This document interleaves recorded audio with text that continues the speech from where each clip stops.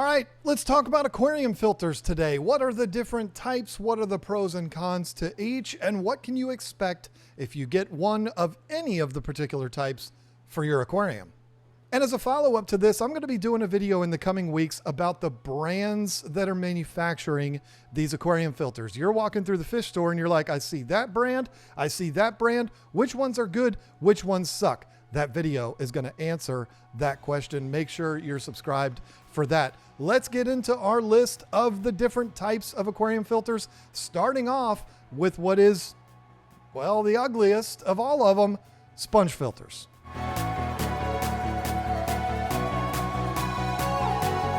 We got to start off with one that's a very good filter, as long as you can tolerate the way it looks. Sponge filters have a lot of pros to them. For one, they're very efficient. They do a really good job picking up debris, sucking it up and sticking it to that sponge. They're going to help you to clear out a tank very, very fast. And if you're running a fish room, you have multiple tanks. You're running a fish room with 24 tanks in it. You're going to want the easiest way to filter multiple tanks in one shot efficiently and cost effectively. Sponge filters are going to be the way that you're going to want to go with that. You get a filter for each tank. You get one large air pump that's going to provide air to those pumps, and you got it made. And here's another pro. If you're running some of the filters that we're going to talk about as we go through this list, if that filter goes down or it breaks for some reason, you basically have to replace the whole thing. Well, with a sponge filter, if your air pump goes out, you're just replacing an air pump. You don't have to replace the entire thing. It's going to cost you far less money. Air pumps aren't cheap, but they're not as expensive as a big giant filter. So that's a good thing about it. Sponge filters themselves are not only efficient and great for running fish rooms and all of this, but they're not going to break. I mean, it's just a sponge with a tube going up through the middle. So you're really not going to have them break down or start to malfunction. They're just a sponge. They're going to be there for the long haul. They're always going to work for you. The only thing that you have that could possibly break is the air pump. Now, with all of these filters that we're going to talk about today, there are cons. With sponge filters, there's a couple glaring issues, obvious cons with these. And the first is they take up valuable space in your aquarium. When you have a 5-gallon aquarium or a 10-gallon, you're not dealing with an aquarium that's all that big. And when you have that much space being occupied by a filter, a lot of people, that's going to be a problem for them. Every single square inch of space in that small aquarium is valuable. It's more room for fish, more room for plants. You don't want to occupy that space with a big giant filter.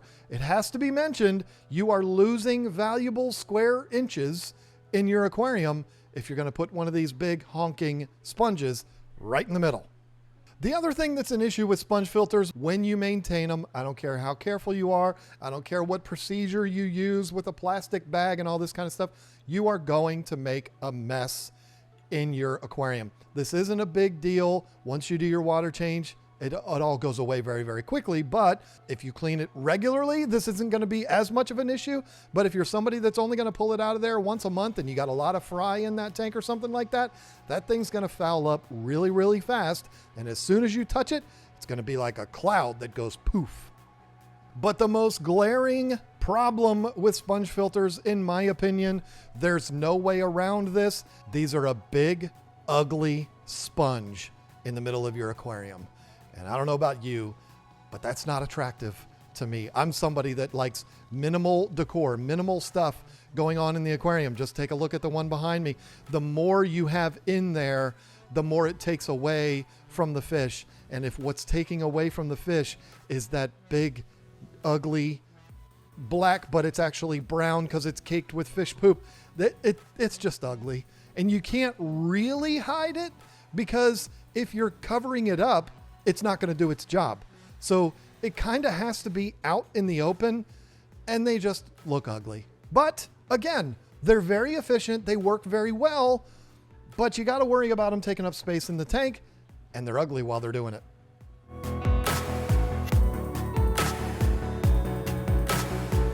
All right, let's get into my what? What did you say? Oh, nice shirt? Yeah, I know. This is nice, isn't it? That's a nice shirt right here. Did you see this? Do you like this? We just got these. They are so cool. You want to see the back? I don't know if you can see it. Yeah. My design. I did that. That is my Oscar. He's back here, right here. That's him, right? No, those are the Severums. This guy.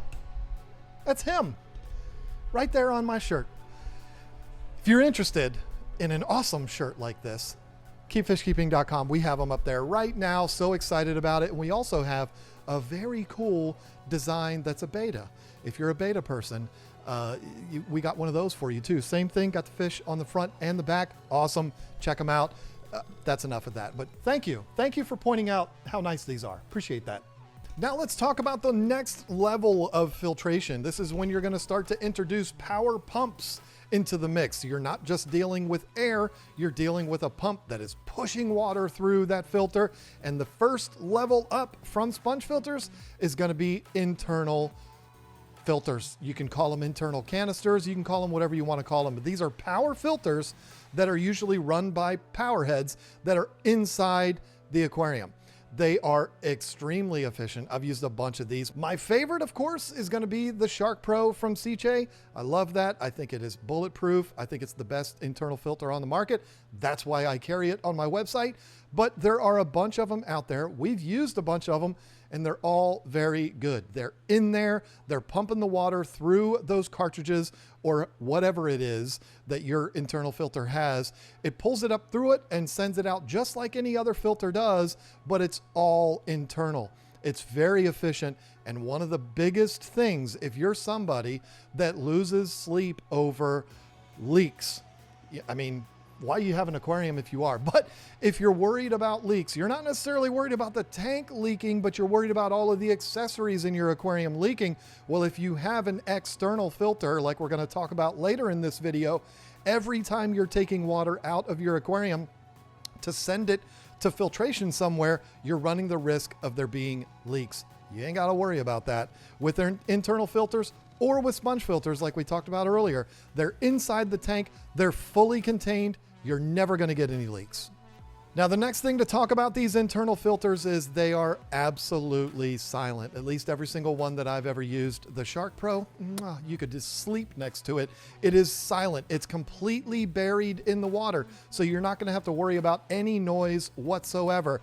Sponge filters, not so much. It's not violent noise that's coming from sponge filters, but you got those bubbles and there's a blah, blah, blah, blah, and it makes those noises. If you're trying to sleep next to it, you might be somebody like me that likes that ambient sound, or if you're somebody that needs absolute silence, sponge filter ain't going to work for you if you got a filter in your bedroom.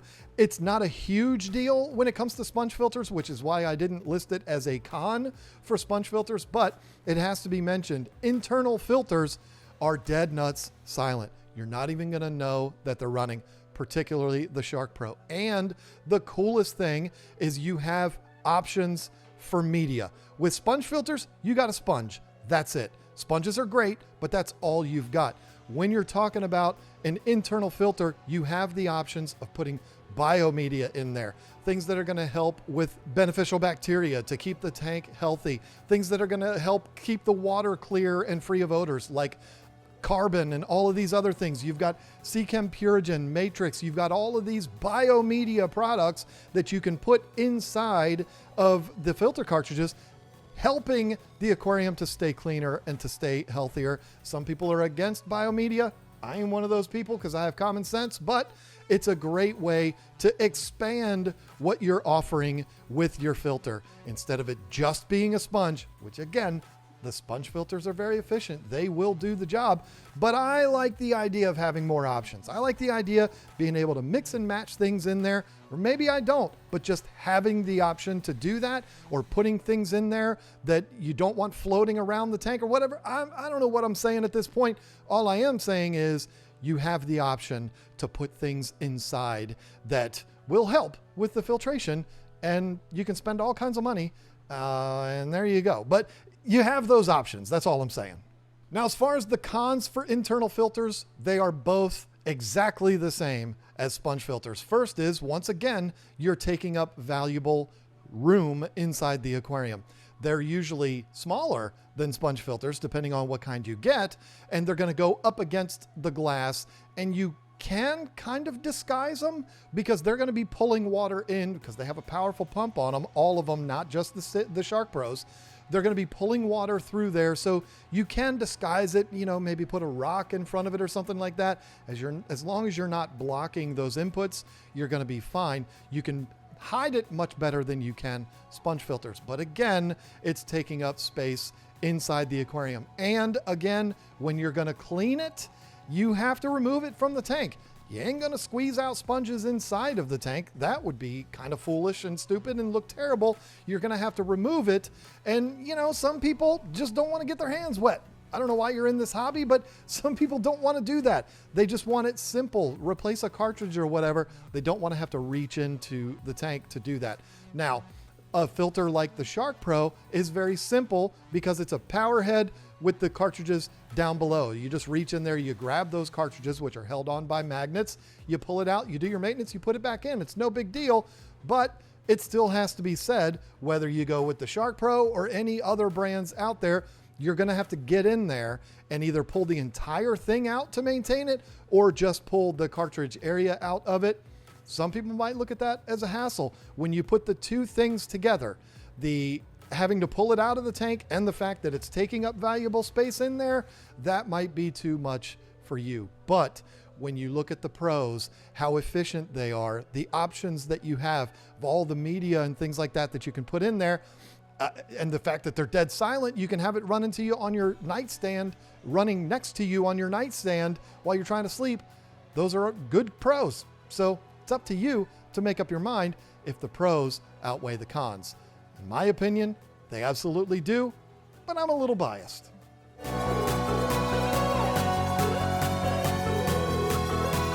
Now let's get into what is the most common, the most frequently used filter in this hobby. So common, in fact, that you're going to find these filters included in almost all of your starter kits. You're just getting into this hobby. You go to the store and you see that there's this kit that has everything in it. It's got the filter, the heater, the light, the tank, the lid, everything. It's going to most likely come with a hang on the back filter. They know new fish keepers have a lot of stuff to learn. They don't want to overwhelm the new fish keeper with a whole lot of fancy stuff. Give them something that's easy to set up, easy to maintain, and also does a very good job filtering the aquarium water. Everything is easy. That's going to help a fish keeper get started. And if it's easy to start out in this hobby, it's going to be a whole lot easier to stay in this hobby. So again, this is why they come with a lot of these starter kits. They're easy and they work. The other thing is they're very simple to maintain. Now, I know there's going to be some people out there that are going to argue with me. The filter cartridges are junk and the disposable cartridges are stupid. Okay, fine. We can have that argument in another video. But the fact is, again, with a new fish keeper coming in, or even an experienced fish keeper that has a bad back, that wants things to be super simple, reaching into the back of your aquarium, taking the lid off, simply pulling a cartridge out and installing a new cartridge, that's very, very simple. And a lot of these hang on the back filters, that's exactly how you're going to do it. You don't have to go in there and flick switches and do all this stuff and mess with it a bunch. You just pull that cartridge out, put it back in. I know there's going to be people that hate those cartridges, but you can't deny they work very, very well. And for somebody that doesn't understand what's going on with this glass box full of water, it's very simple for them to be able to do that. And then once they understand how all this works, they can make their decision to possibly change up those cartridges. But in the beginning, again, to keep you from being overwhelmed, so easy. Just pull it out, put a new one in. Yeah, they cost a lot of money, but it's easy and they work. Now, another thing we talked about with the internal filter, it applies here too. Most hang on the back filters are very quiet. If you want to see a series I did reviewing 6 different hang on the back filters that are on the market right now, I'll put a link to that. It's up here. I'll put a link to that playlist up there with all of these hang on the backs. They're all very, very quiet. There are a couple that have minor flaws that causes them to make little vibrating noises and stuff like that, but it's easy to resolve those issues. The filters are very quiet, but there's something very different about them than internal filters. When an internal filter like the Shark Pro is in the water, there's no way for it to really make any noise. With a hang on the back filter, when your water goes down, it evaporates. You've been busy, your back hurts, you haven't been able to put more water into the tank yet, and the water gets down that far below the aquarium lid. Now your hang on the back filter has a waterfall in there, and when it's hitting the water, it's going to be making that splashing noise. Some of you might find that therapeutic. I don't blame you. Some of you, it makes you have to pee, like me. So you don't really want to hear that water movement all the time. I mean, the resolution to that is just put more water in the tank, get off your butt, stop being lazy. But that might be a con to some people, because it's like, hey, listen, I don't want to work on my tank all the time, and I really don't like the sound of that water coming down. What am I, at a water park? I don't like that. And they want to stay away from that. You're going to want to stay away from hang on the back filters, because the water comes in, gets filtered, and then has to go back into your tank somehow. When it comes out, it rolls down like a waterfall. It's going to make that noise. Nothing you can do about it. Get off your butt, fill the tank up. Now, there's two cons when it comes to hang on the back filters, and the first one doesn't apply to all of them, but it is an issue. It's an issue that I've dealt with in the past, and it's an issue that, if I'm being honest with you, has led to catastrophe. Lisa and I used to live in a place that had power outages all the time. It was kind of crazy. And some of these hang on the back filters have really nice pumps in them. The pumps are inside the box of the filter, which means they're outside of the aquarium. And so when that pump turns back on, when the power comes back on, it really has to pull hard to get that water to come up through the intake and go into the filter to do its thing. This is why a lot of times you got to put a couple of cups of water in there to get it started. Well, if the power comes on, you're at work and you're not there, put a couple of cups of water in there, it's not going to be strong enough to pull that water all the way up into the filter, especially if you've let the water go down a little bit. So what ends up happening is your power comes back on and the pump just sits there grinding. It's trying to pull the water up, but it's not strong enough to do it.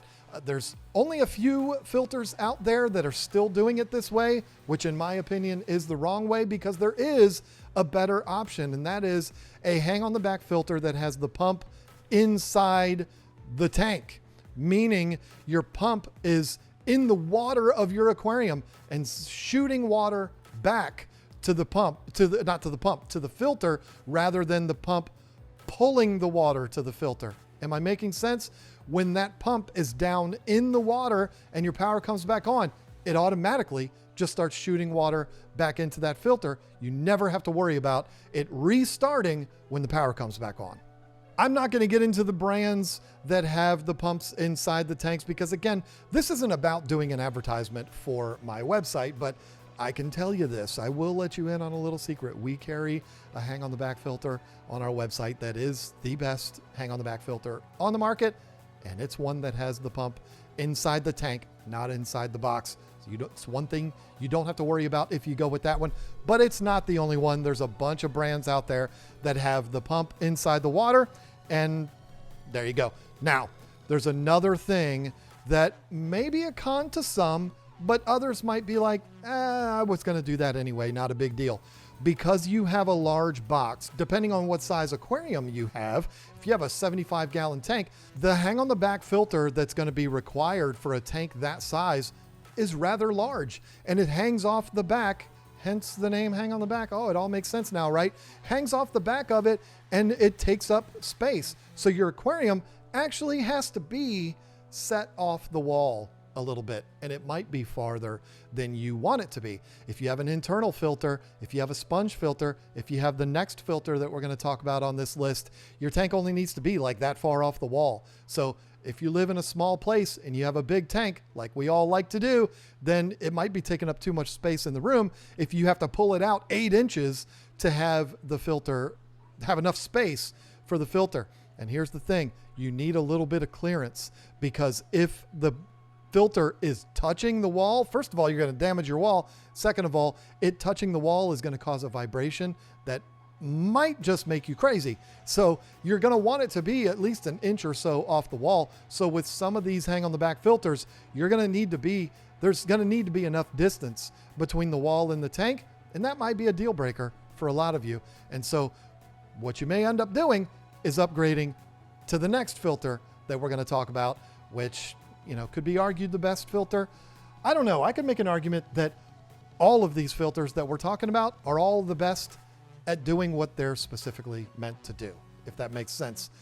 Let's just get on with it.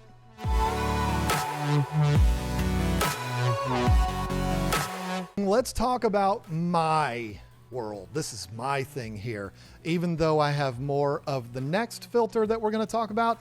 But this is where I think we get into serious territory. We're getting into the real stuff here, and that is canister filters. This is taking things up to an extraordinary level compared to hang on the backs, internal filters, sponge filters.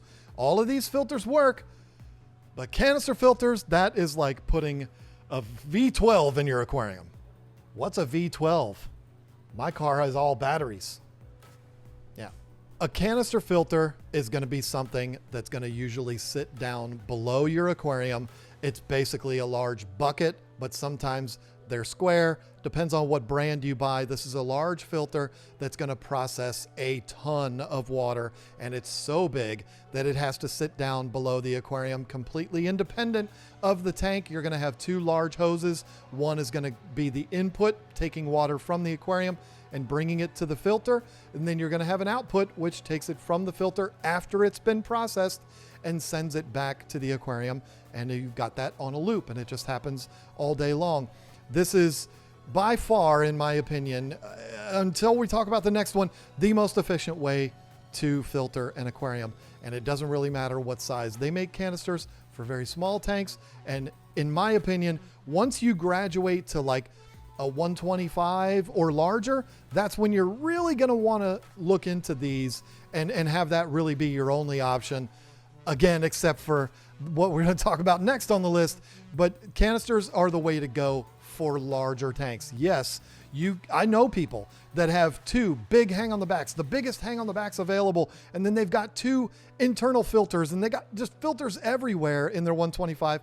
That's fine, but if you want to simplify things and bring it all down into one filter, you're going to want to go with a canister filter for a lot of reasons. The pros are, first of all, they are dead nuts silent. I've never seen a canister filter that makes a bunch of noise. If it is making a bunch of noise, there's something wrong with it.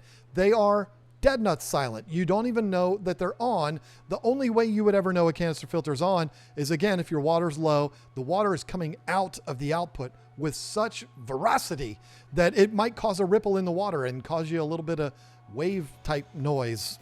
Again, some of you might like that, but the filter itself is very, very quiet. And because this is such a large case, box, bucket, whatever you want to call it, you have so many endless opportunities for media. You can put every kind of biomedia in there. You can put your carbon and your matrix and your purigen and all of that, your ChemiPure Blue, all of it you can put in there, along with a whole bunch of sponge filters. And go ahead and add some of that filter floss, polyfill, whatever you use. You can cram it all in there, and you have unlimited space. Not unlimited, but you know what I mean. Compared to the little tray that's in your hang on the back or something like that, you've got a ridiculous amount of space to put all kinds of stuff in there. You put it all in there. It pumps a ton of water through it.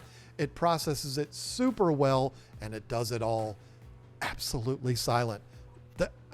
You can't lose with these.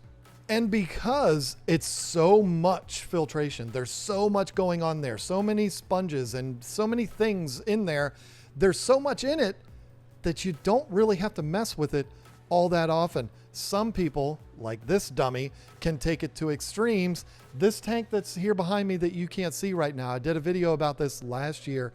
I had a canister filter on that tank that did not get serviced for 3 years. I'm embarrassed by that, but the tank was still very, very clean. Life got in the way. I got a bunch of tanks. I didn't get to it. But after 3 years, it was disgusting and it was almost vomit inducing. but it was still doing its job, still just trucking along, keeping that aquarium very, very clean. You don't want to let it go 3 years, but if you're somebody that likes to maintain your stuff as infrequently as possible, well, a canister is going to be the way to go, because they just go, they just run. Like I said, though, in the last one with the hang on the backs, if you let them get too clogged up, that water is going to bypass. It's not going to really be doing anything but moving water. So you got to be aware of that, but you're going to have to do that far less often than if you have a smaller filter, just because of the simple mass of it. So they move a ton of water. They're very, very quiet. There's all kinds of options for media and all that. And this is basically all canister filters. I don't care which one you use. Some of them are quite literally like a 5-gallon bucket, the size of a 5-gallon bucket that you could practically put a Volkswagen in there.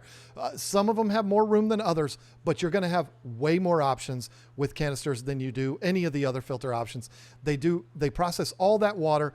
You don't have to maintain them all that much. That sounds like the perfect filter, right?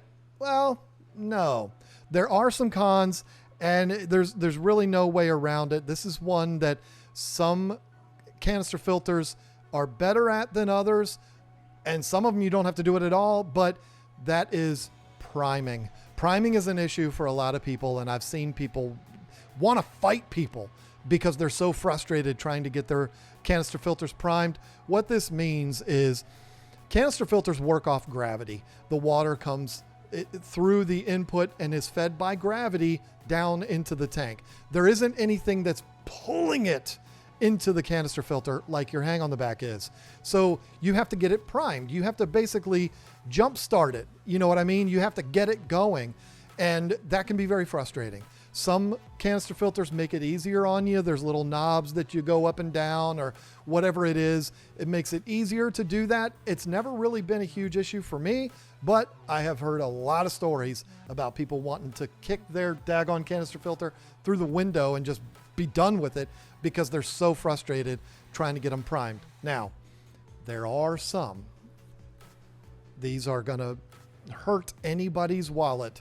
But when we get into that video talking about the different brands, we're going to talk a lot more about this. But the Fluval FX series, whether it's the 2, the 4, or the 6, you ain't got to prime those at all. You just plug it all in, turn it on, and it goes bloop, bloop, bloop, bloop, and then boom, the filter's working. It's genius. It's, to my knowledge, the only one that you don't have to prime, but all of the others, again, you struggle with it for a couple of seconds, you get it going, and then you don't have to worry about it anymore.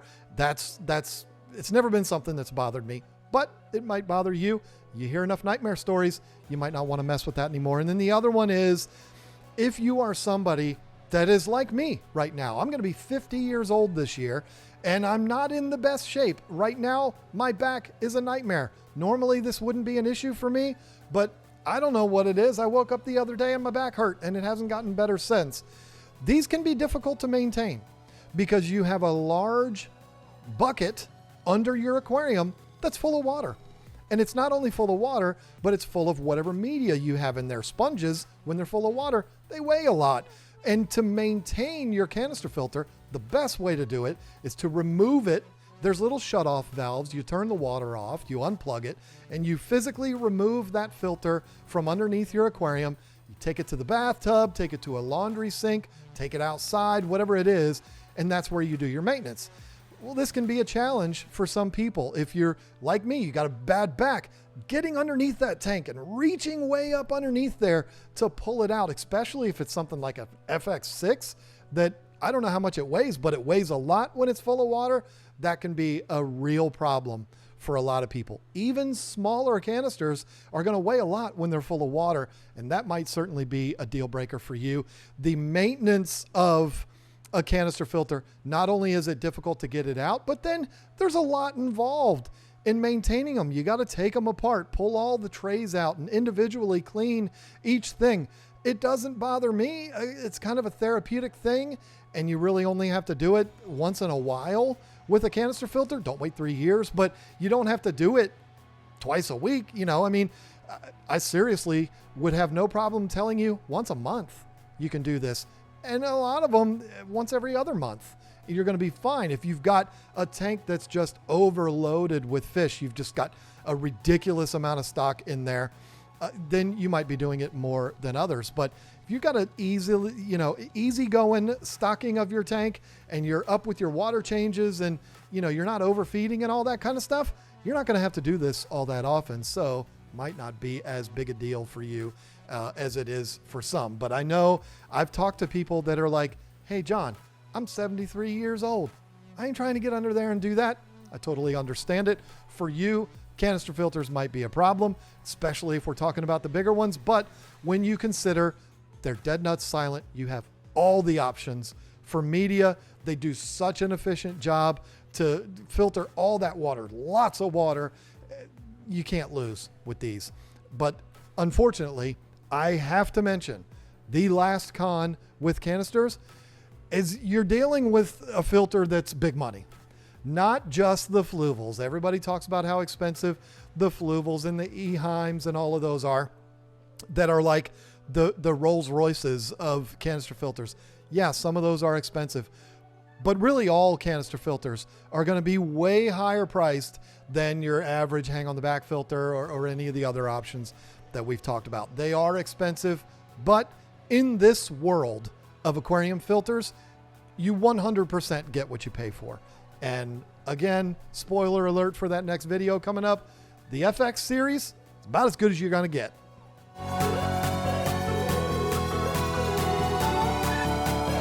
Now let's talk about the holy grail of filtration. The one that everybody wants to try at least once. Maybe not everyone, but a lot of people want to try these type of filters, and there's a lot of reasons why. I am talking about sumps. I wish there was a better name for these type of filters. Can't we come up with something that's cooler than sumps? But a sump, I'm talking about a large filtration unit that's underneath your aquarium. I have 4 of these filters running right now, getting ready to be 5. I have 5, but only 4 of them are working so far. The one in Lisa's tank is coming up, but these are huge filters. And the reason why I have so many of them is because they just work extremely well. They are not without their flaws, but you're not going to find a style of filter that's going to give you more options. I mean, all the options. I don't even need to list the options. Anything you can think of that you want to incorporate into your filtration, you can absolutely do that with a sump system.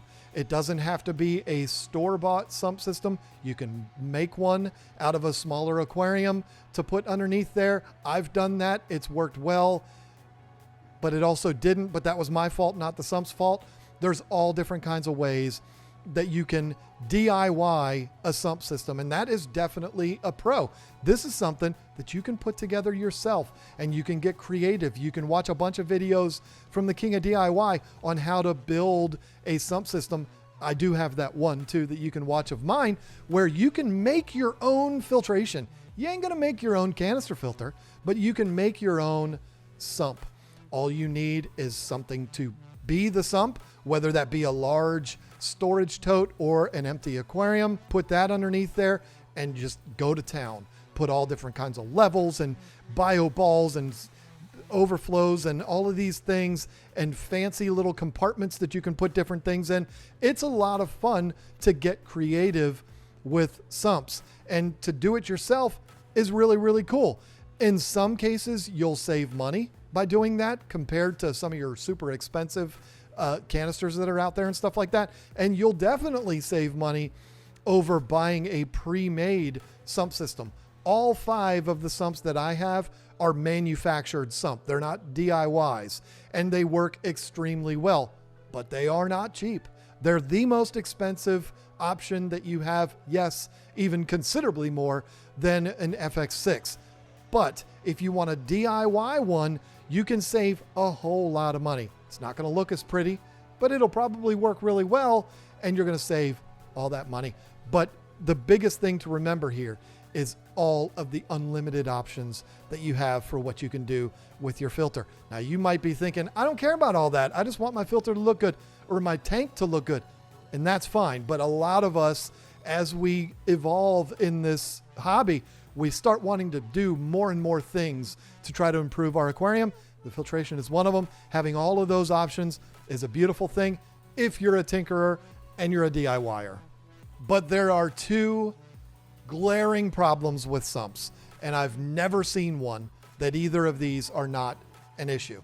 They're always going to be an issue on every single sump, and I didn't mention this on canisters, but this problem is there for canisters too. Should have included it on that, and that is the potential for leaks. Because again, you're taking water from the tank, sending it away from the tank, processing it, and then sending it back. Both of those are opportunities for leaks. A fitting gets loose, a hose gets disconnected, whatever it is, or a hose breaks, whatever, you have leaks, and this can be a massive problem. And with sumps, you got a lot of stuff going on in there. And so you'll find it more with sumps than you will with canisters. But anytime you're taking water from the tank, processing it and sending it back, you have the potential for leaks. And with sumps and canisters, it's way more than hang on the backs. Something has to break for a hang on the back filter to leak. Doesn't have to break. It just has to come loose on a canister or a sump. So you have to be aware of that. Anytime water's leaving your aquarium, you have the potential for leaks. And with a sump, yeah, I've leaked them. I've had leaks in sumps. And then there's also the issue of overflowing your sump. This happens. And what I mean is, if you have an aquarium with a sump and your overflow is a little bit lower than most, and your power goes out and you're not home to do anything about it, well, all that water in your aquarium, not the entire tank, but all the way until it gets to the top of that overflow, all of that water has to go somewhere. And that water is going to go down into your sump and it can overflow it.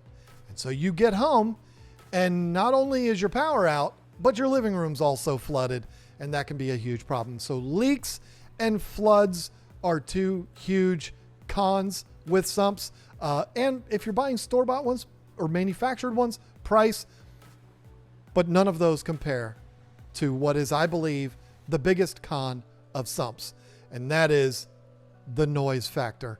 Every single sump I have ever seen, every sump I've ever used, they're all loud. And it's because of the way the filter is. It's all exposed underneath. It's all under there. You got water overflowing into things and it's going into that compartment and moving around. There's the vibration of the pump. There's everything. Sumps are loud. They just are. And there's really no way around that. Mine are so loud right now, it drives me crazy. But they're so efficient, and the pros so far outweigh the cons, including the fact that they're noisy, that I just tolerate the noise. I have to use special settings in my software when I edit these videos to get all of that noise out because it's really loud in here. It's not enough to make you want to put your head through the wall, but it's loud enough. And I prefer dead nuts silence when it comes to aquariums. You ain't going to get that with a sump. They are very loud. They're very expensive. And there is very high risk of leaks. But when you consider how efficient they are, all the options that you have, the ease of maintenance, because it's all just right there. You just get there, get in there and get to it. The pros to me far outweigh the cons. I just wish I could figure out a way to make them quiet. I've got 5 of them. Only 4 are running. All 4 of them are loud. So that's a thing. So there you go. Now you got a whole lot of things to think about when it comes to buying your first filter, or maybe a filter for the new tank you're setting up. Maybe you're setting up a fish room. Whatever it is, you need filtration for your aquariums. Now you've got all the options. You know what you can look for. You know the pros, you know the cons. You can weigh them all and make your decision of what kind that you want. Now, I do have to address something here at the very end, because I know there's going to be people that are going to say this, and I just don't feel like hearing from you. There's going to be people that are going to say, John, what about under gravel filters? I've been keeping fish since 1964, and all the tanks I've had have under gravel filters. Why didn't you talk about those? I didn't talk about those because I don't like them, because they're very hard to find, and you have to actually put forth an effort to find an under gravel filter these days. Why? Because they're just not very good. I know they work in your tank, that's fine, but they're just not very good. I'm not a fan, and so, you know, I'm not going to spend time talking about something that you're really not going to see unless you look really hard for it. But if you have them and you love them, good for you. I'm glad. I'm just not a fan. There you go. Thank you so much for watching this. Hey, listen, like I said, this shirt along with the beta one, they're available on the website right now, keepfishkeeping.com. Check that out if you want this.